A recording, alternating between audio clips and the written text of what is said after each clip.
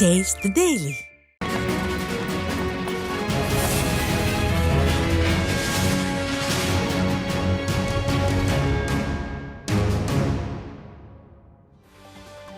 தூத்துக்குடி மாவட்டம் கம்மாப்பட்டி கிராமத்தில் கல்லறை செல்லும் சாலையில் அமைக்கப்பட்ட புதிய பாலத்தை முன்னாள் அமைச்சர் கடம்பூர் ராஜு திறந்து வைத்தார். சட்டமன்ற உறுப்பினர் மேம்பாட்டு நிதியில் இருந்த 5 லட்சம் ரூபாய் மதிப்பீட்டில் புதிதாக பாலம் அமைக்கப்பட்டது.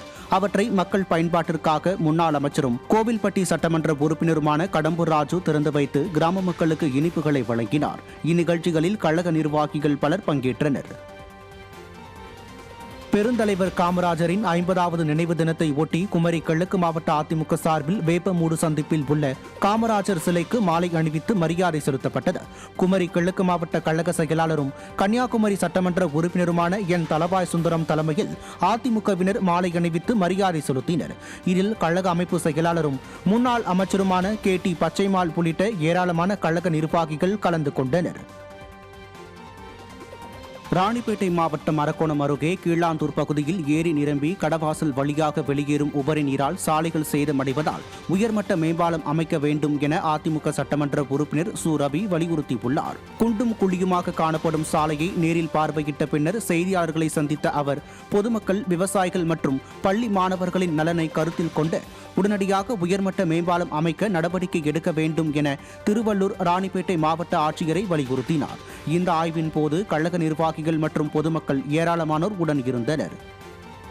பெய்து வருகின்ற மழையால் கடவாசலிலே தண்ணீர் போவதால் அதை ஒட்டி செல்லுகிற அந்த நகராட்சிக்கு சொந்தமான தார் சாலை பழுது ஏற்பட்டு இன்றைக்கு குண்டும் குழியுமாக போக்குவரத்துக்கு லாய்க்கற்ற முறையில் இருக்கிறது.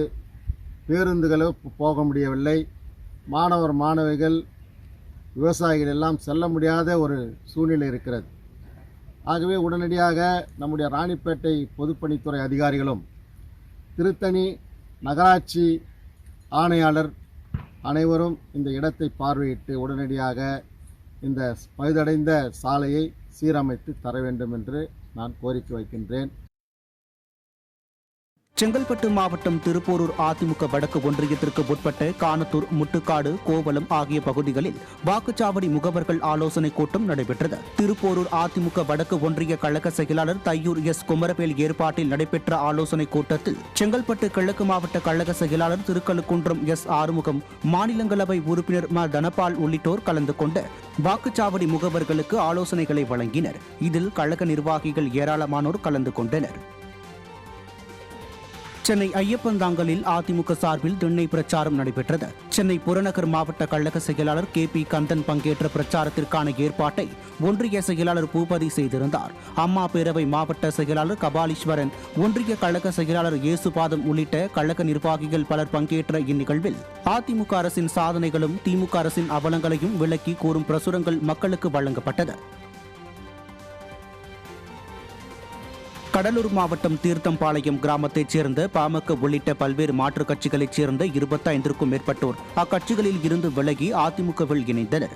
கழகத்தில் இணைந்த புதிய உறுப்பினர்களுக்கு கடலூர் கிழக்கு மாவட்ட செயலாளரும் சிதம்பரம் அதிமுக சட்டமன்ற உறுப்பினருமான KA பாண்டியன் கழகத் துண்டை அணிவித்து வரவேற்றார்.